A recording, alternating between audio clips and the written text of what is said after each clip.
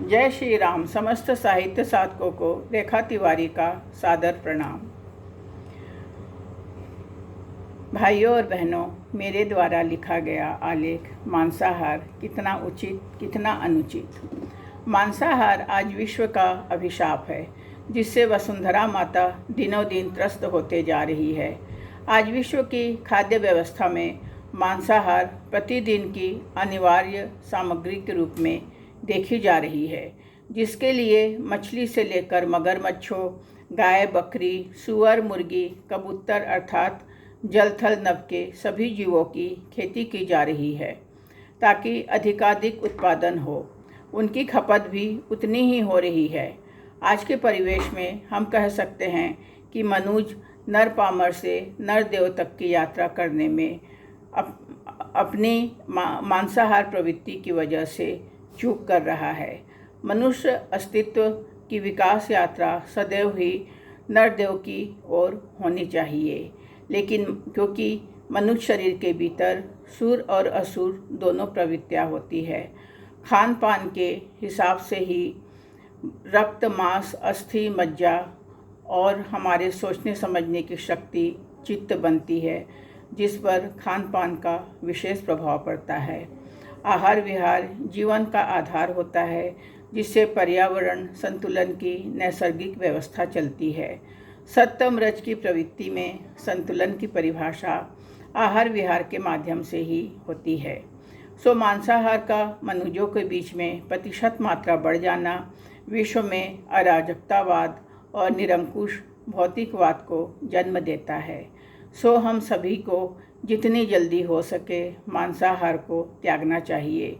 इंसान मूलतः शाकाहारी है, जिसके आँख से लेकर दांत की संरचना इस बात की पुष्टि करती है, जबकि पशुओं के पास लंबे नाखून और बड़े बड़े दांत होते हैं।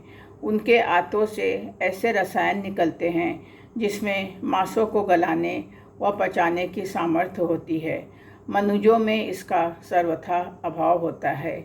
मनुष्य की विकास यात्रा प्रारंभ वन मानुष से हुआ था। मनुष्य विकास की उत्तरोत्तर सीढ़ी चढ़कर आज कंप्यूटर युग की जिस धरातल पर वह अचंभित कर देने वाली है।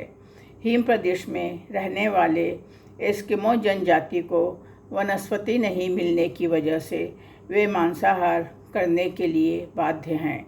लेकिन आज हम विकासवाद के उच्च सोपान पर इंटरनेट के माध्यम पर खड़े हैं, जहां इंटरनेट के माध्यम से पूरी दुनिया एक मुट्ठी में है।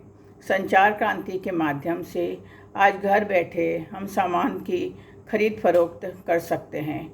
ऐसे में मांस से बनी हुई खाद्य पदार्थों की बढ़ती मांग पर्यावरण संतुलन के लिए प्रश्न चिन्ह बनकर खड़ा है। लोग मनोवैज्ञानिक डॉक्टरों की शरण में जा रहे हैं। भय, अराजकतावाद, अविश्वास की बुनियाद संबंधों में गहरी होते जा रही है, जिसके मूल में सूक्ष्म विश्लेषण करें तो मांसाहार है। कैंसर से लेकर और न जाने कितनी बीमारियों के मूल में मांसाहार द्वारा ले जाने वाली बैक्टीरियाओं का ही बोलबाला है। ग्लोबल वार्मिंग जैसी समस्या मांसाहार से पैदा होती है। 1 किलो मांस को तैयार करने के लिए 5 से 20,000 लीटर जल की खपत होती है, जबकि 1 किलो सब्जी उत्पादन में मात्र 322 लीटर जल का उपयोग होता है।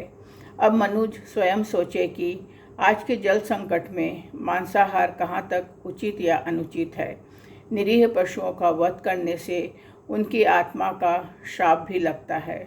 साथ ही जब वो पीड़ा से पूरी तरह से चिल्लाते हैं, तो उस समय उनके हृदय में जो आवाज़, वेदना जो निकलती है, वो एक श्राप के रूप में हम सबको लगता है। इसलिए मांसाहार को ज़रूर ही हम सभी को त्यागना चाहिए, क्योंकि कहते हैं कि किसी को भी दुख देने से, चाहे वो निरीह पशु रहे या कोई भी प्राणी रहे, उसके आत्मा का श्राप हम तक अवश्य पहुँचेगा और अगले जन्म में हमें भी उस दंड को किसी न किसी प्रायश्चित के रूप में भुगतना पड़ेगा। सादर आभार। भाइयों और बहनों, हमारे सचेतना यूट्यूब चैनल को आप सभी ज़्यादा से ज़्यादा सब्सक्राइब और लाइक करके हमारी सचेतन यात्रा में बराबर के सहयोगी बने। सादर आभार।